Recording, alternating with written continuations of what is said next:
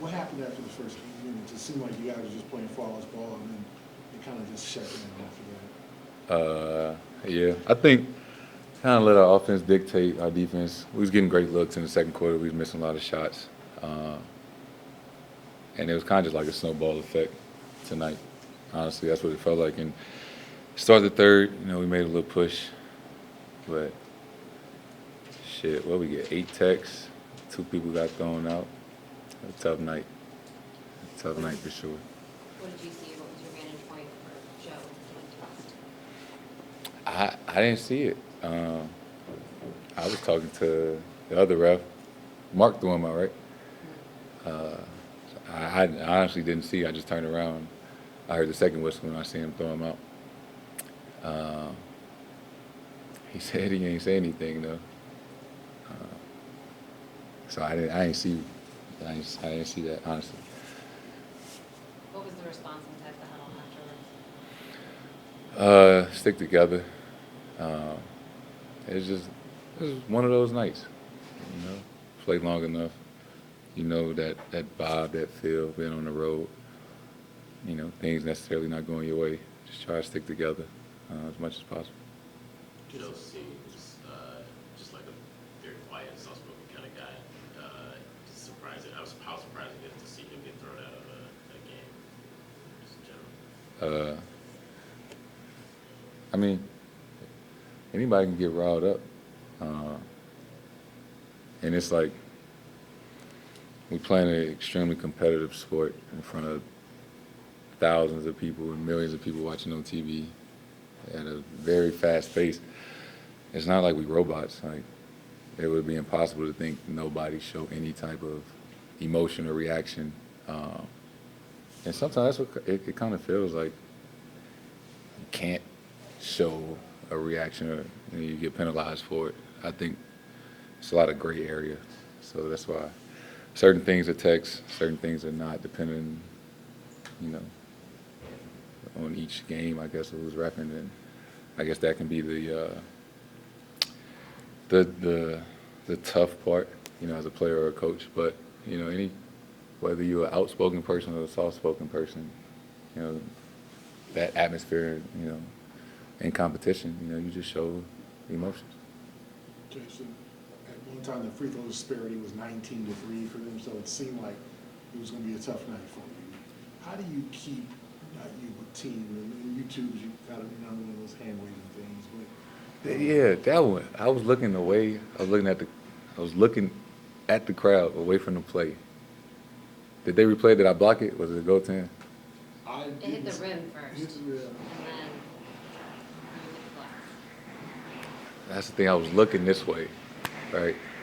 And that's why I was talking. I didn't see when Joe got thrown out, but that's my confusion when they called a foul. Vooch catch the ball. He jumps, right, and he didn't slam it. And I wasn't necessarily trying to argue for him to get a tech, because I don't think that should have. He didn't get called. But that's why I was talking like, if I'm gonna get called for that, it got to be the same. But I'm not saying like I don't think what he did was a tech. I don't think what I did was a tech. Like, I'm turned away, not even looking at Mark. I'm looking in the crowd. Then the other ref called it, and I was just like, here we go again. But once they call it, they can't change it. So move on. Was it nice to have Joe stepping up for you? Huh? Was it nice to have Joe stepping up for you? Yeah. I mean, right is right and wrong is wrong. Like, if you're gonna call a tech on me for that, anybody could see that. What Vooch did probably should have been a tech if that's what we was doing tonight. And I'm not saying going forward like that's what I'm saying. Like, we are adults, we are professionals, but like it's a competitive sport. You should be allowed to show emotion to a certain degree, and it just sometimes feels like you can't. And I guess that's what Joe was probably upset about. how do you keep your composure, you and the team, when it's obvious it's going to be a tough night, probably? I mean, in the moment it can be tough, but you just try to stick together. And I mean, I'm just being honest. There's 82 games plus the playoffs. It's gonna be nights like this. You just want to have more. More often than not, you keep your composure because we all human. It's like you just had a bad day at work. Everybody got bad days of work, and people respond differently. It's just, it's 24,000 people watching us have a bad day at work. But it happens. Jayson, stepping back from tonight's game, I wanted to ask you about DeMar DeRozan. He's nearing 20,000 points, and it's clear y'all got love for each other. What kind of admiration or respect do you have for him as a scorer, specifically what he's done in this league? I got a lot of love for Debo.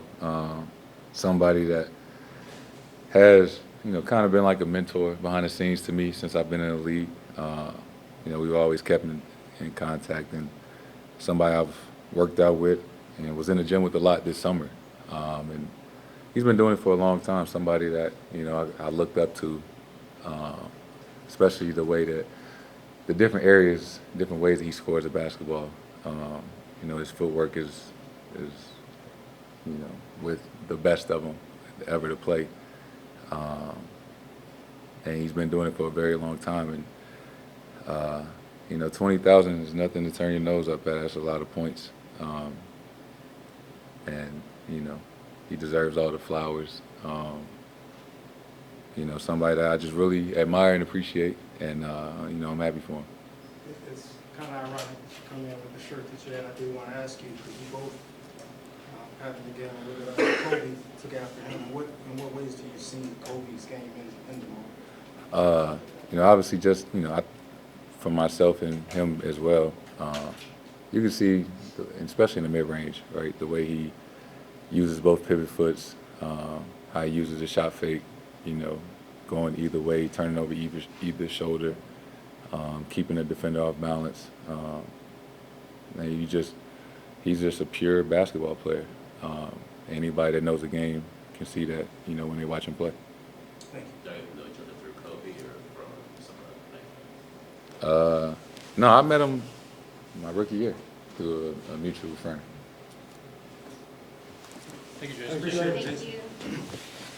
Presented by your New England Ford dealers. Built for America. Built Ford proud.